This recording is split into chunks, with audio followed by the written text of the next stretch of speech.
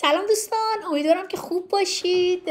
من اینجا قبل از که ویدیو رو شروع کنم یه تشکر میخوام بکنم از دوستانی که همیشه همراه ما بودن و با کامنتاشون، با پیامایی که میدن از ما حمایت میکنن. به حال یه سری نقدها وارده، یه سری پیشنهادات هست، ما همه رو میشنویم، سعی میکنیم که بهبود بدیم، ولی خب به حال تمام تلاشمون رو میکنیم که بهترین باشیم. حالا امیدوارم که شما از ما حمایت کنید و اگر هم سوژه‌ای هستش یا مطلبی هستش که در خصوص زبان فرانسه دیدید و براتون جالبه بگید و حتما ما اینو به ترتیب روی کامنت ها کار میکنیم، مینویسیم و در موردش صحبت میکنیم. خب بریم سراغ درس امروز. امروز من میخوام در مورد مبحث خیلی ظریف ولی مهم صحبت کنم.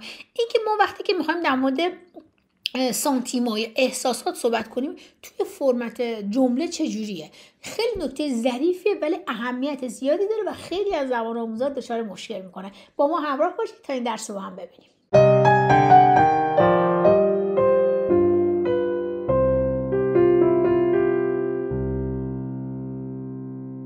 خب ببینید، من نوشتم چی؟ سوژه، سانتیمان، سوبژانتیف. خب این فرمتیه که باید همیشه میگم فرمول اگه داشته باشید بهتون کمک میکنه که جمله رو درست بسازید. Les sujets des deux phrases doivent être différents. یعنی وقتی که ما تو این حالت هستیم سوژه دو تا جمله متفاوته، یعنی ما دو تا جمله داریم و این سوژه‌ای که در جمله هست متفاوته. اینجا باید از سوبژانتیو استفاده کنیم. یعنی چی؟ ببینید je suis contente que، خب je suis contente که سوژه اینجا چیه؟ je suis contente یعنی من خوشحالم که. اینجا خب میدونی که معمولا وقتی هم که که میاد بعدش باید سوبژانتیو بیاد در اکثر مواقع. content que ma mère soit chez moi.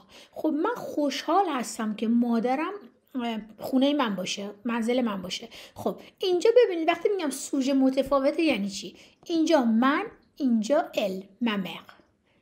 پس میشه ژ ال. اینجا دو تا سوژه متفاوته. پس اینجا فعلی که استفاده کرده فعل سوبژانتیوه در سوا، هم فعل اتر سوبژانتیوش میشه چی؟ سوا. جمله بعدی Je suis triste que mon fils parte à l'étranger. میگه من ناراحتم که mon fils. خب اینجا دوره سوژه ژ، mon fils سوژه چی میشه؟ ایل. اینجا چی میشه؟ پس دوباره دو تا سوژه هم تو جمله متفاوته. پخت اینجا سوبژانتیو الترانژه. من ناراحتم که پسرم میره به خارج.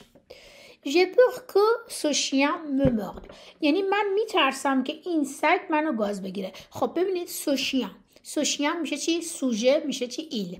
اینجا دوباره سوژه ژ، بعد اینجا چی؟ سوشیان معنی ایل میده. پس دوباره سوژم متفاوته. پس اینجا مرد میشه چی؟ به معنی گاز گرفتن. اینجا میشه سوبژانتیو. مثال بعدی Je suis inquiet que le voleur retourne. میگه من نگرانم که دزد برگرده. خب اینجا le voleur معنی ایل میده چون مسکولنه، le اینجا که سوژه ژ. Je suis content que tu partes en France. من خوشحالم که تو میری به فرانسه. خب تو پارت اینجا ببینید پارت سوبژانتیوه، سوژه ژ، سوژه اولی ژ، سوژه دومی چی؟ تو. خب و مثال بعدی il est heureux que nous puissions venir. میگه او خوشحاله، خوشبخته، یعنی خوشحالی معنی میده که ما میتونیم بیایم. خب ما میتونیم اینجا پویسیون سه سوبژانتیو. خب اینجا ایل، اینجا چی؟ نو. پس مثالایی که تا اینجا براتون زدم میبینیم که در جمله ما دو تا سوژه داریم و فعلی که به کار بردیم سوبژانتیوه. خب حالا اگر که سوژه در جمله یکی باشه، ببینید براتون نوشتم quand il y a un seul sujet dans la phrase le deuxième verbe est à l'infinitif. یعنی اگر یک سوژه داشته باشیم، یک فاعل داشته باشیم به قول معروف، فعل دوم باید انفینیتیو باشه. یعنی چی؟ Je suis content de partir. یعنی من خوشحالم که میروم. خب یعنی هم من خوشحالم، خود سوژه ژ خوشحاله، برای چی؟ برای اینکه خودش داره میره، کسی دیگه ای نیست. خب این حواستون باشه که اینجا دیگه نباید از سوبژانتیو استفاده کنید. یا مثال دوم Je suis heureux de partir. یعنی من خوشبختم که میروم. خب حالا اینجا براتون دوباره چند تا مثال گذاشتم که از سوبژانتیو استفاده کردیم. Ça m'inquiète que elle organise un concert. یعنی من نگرانم، اینجا سم منکیه، یعنی من نگرانم اینجا ال میشه، پس اینجا جو شد ال که l'organisme en concert. پس دوباره اینجا دو تا سوژه متفاوت داریم، دوباره از سوبژانتیو استفاده کنیم. ma mère n'est pas contente que nous partions pendant 3 mois. یعنی مادرم خوشحال نیست. ma mère elle اینجا چی؟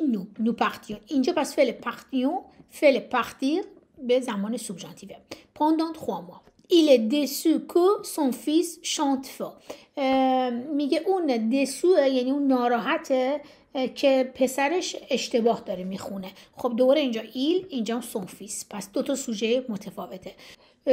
مثال بعدی je suis triste qu'il ne m'invite pas à leur fête. میگه من ناراحتم. خب اینجا ببینید من ناراحتم ولی از چی؟ از اونا ناراحته. پس اینجا باید سوبژانتیو استفاده کنی که از اونا ناراحتم که منو دعوت نکردم به جشنشون. پس اینجا دو تا سوژه متفاوت داریم، اینجا جو، اینجا ایل. پس بنابراین فعل انویته اینجا باید سوبژانتیو استفاده بشه. حالا من اینجا چند تا مثال براتون اینطوری نوشتم، ببینید. حالا ببینیم که کدومو باید استفاده کنیم. من خودم جوابو براتون رنگی کردم ولی میخوام بهتون میگم دو حالت مثلا ممکنه. ببینید nous ne pouvons pas venir, nous le regrettons. خب میگه ما نمیتونیم بیایم و از این بابت متاسفیم. nous le regrettons بابت این متاسفیم. حالا اگه بخوام اینو از این فرمی که بهتون دادم استفاده کنیم جواب صحیح چی میشه؟ nous ne regrettons que. خب حالا من اینجا دو تا نقطه میذارم. nous ne regrettons que. حالا جواب کدوم است؟ nous puissions pas venir ou de ne pas pouvoir venir. جواب صحیح اینه. چرا؟ چون اینجا نو سوژه، اینجا دو تا سوژه‌ای که توی جمله هست یکیه. پس ما دیگه نباید از فعل ما نباید سوبژانتیو استفاده کنیم، باید از فعل لانفینیتیو استفاده کنیم. پس میشه چی جواب؟ nous regrettons que de ne pas pouvoir venir. ما متاسفیم که نتونستیم بیایم. خب اینجا کی متاسفه؟ ما. چرا؟ که ما نتونستیم بیایم. یعنی هم ما متاسفیم یعنی هم از نیومدن خودمون متاسفیم. اگر از نیومدن یک کسی دیگه متاسف بودیم باید از سوبژانتیو استفاده می‌کردیم. پس اینجا دو تا سوژه‌مون چیه؟ نو. مثال بعدی رو ببینید. je suis déçu tu es arrivé seulement 5e.